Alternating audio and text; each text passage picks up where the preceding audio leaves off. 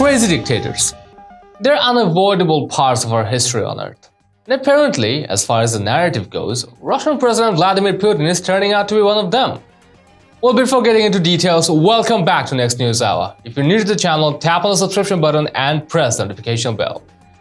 According to a top US senator reported by Washington Examiner, a growing fixation with age has Russian President Vladimir Putin taking more dangerous risks. Senator Marco Rubio, in a CNN appearance Wednesday, noted that the Putin of today, showing flashes of anger at a time when he's waging a war in Ukraine, is not the same cool and collected leader he was in the past.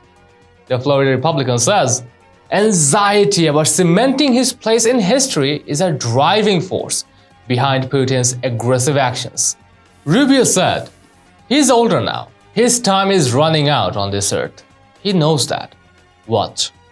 Senator Rubio, you're part of the Gang of Eight, that's members of Congress who get access to the most classified, most sensitive classified information. You've been very publicly tweeting about Russian military movements, what's going on in Ukraine, Putin's mental state. You say you're not sharing classified information. I'm sure that's true. Can you explain, though, why you have decided to give the American people these insights, this play-by-play? Well, first, thanks for having me on, Jake. As you're well aware, the administration has been very forward-leaning in what it's been putting out there. In fact, if you go back and read the things they've been disclosing for 2-3 weeks, it pretty much laid out exactly what Putin was going to do, and a lot of people were skeptical that was going to happen, including here domestically. And so now, as that begins to happen, you try to synthesize that for American audiences. Look, I'm asking the people of Florida, I'm asking the people that follow me to care. People forget, but 7 or 9 days ago, there were still voices in America saying either this wasn't going to happen or this was none of our business. And so I think it's important to lean forward. If we're going to ask the American people to be supportive of the policy measures we're going to be taking and our focus on these sorts of issues, and you've got to outline to them not just what's happening, but why it's happening, what Putin's ultimate goal is, etc. And to me, it's very important. I think the other thing this reveals, by the way, is we've entered an era where, for lack of a better term, open intelligence is out there every single day. I mean, even on your own station, whether it's the videos from the ground that are being shared by people or the overhead imagery from companies like Maxar and others are revealing a tremendous amount. It's hard to hide things anymore in the world. You can't mass 190,000 troops on the Ukrainian border and it not be noticed by somebody. So all of these things are a combination of a new era. Information is now a combat space, and the fact that I think it's really important to take what's already out there in the public record and synthesize it with what's happening in real time so people understand what's occurring here and what's going to come next. Sources tell CNN that the U.S. Intelligence Committee has made a priority of trying to understand Vladimir Putin's mental state. You've noted before, you and I have talked about how he's having emotional outbursts in contrast to his past behavior. What are you hoping U.S. intel will find, and how could it help the West?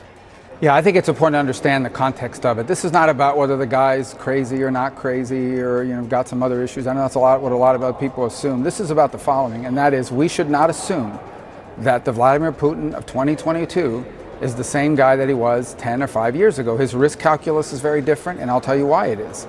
It's because he's older now. His time is running out on this earth. I mean, he knows that. He's about to turn 70. He's not going to be around for 30 more years to deal with all this. He views himself as a great historic figure in Russia. Every great Russian figure in history has conquered territory. He views it as his historic legacy to restore greater Russia. And you can't do that unless Ukraine is something that you control and have at least a vassal state.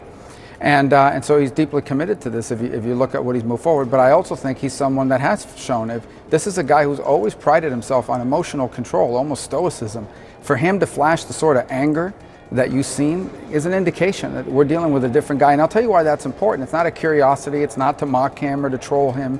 It's because he may be willing to take escalatory steps now that the old Vladimir Putin would not. And I think that's important because a lot of people that were out there saying he wasn't going to invade, well, the old Putin wouldn't have invaded, but the new one, this one will, because his calculus has become very different than it was not long ago. And that's important for policymakers to keep in mind. There are some real dangers here of escalation. Reminds me of the book The Denial of Death, authored by Ernest Becker, where he talked about immortality project. People want to build or want to be a part of something that gives them the feeling that their presence will outlast their biological presence on Earth. Well, let us know your thoughts and share them in the comments down below. And also, share this news and support us. through subscribing to our channel. Stay tuned for the real stuff on Next News Hour.